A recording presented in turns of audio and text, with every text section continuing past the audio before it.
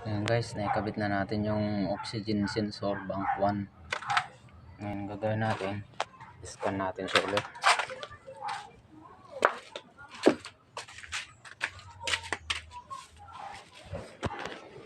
Yan.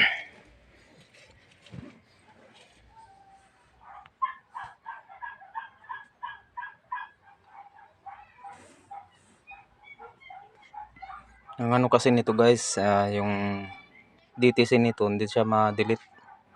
Ngayon i-delete na natin dito.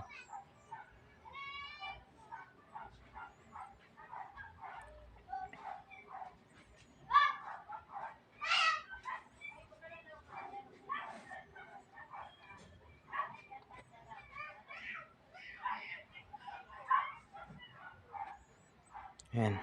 Okay na guys, na-delete na. At lahat ng system niya okay na.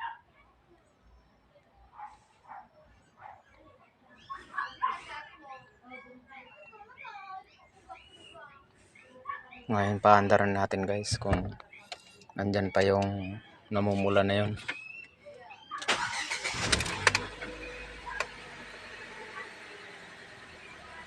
Ayan, okay na guys. Pumino na yung andar compare so nung nauna niyang andar, yung dati. Yan, nagpino na siya.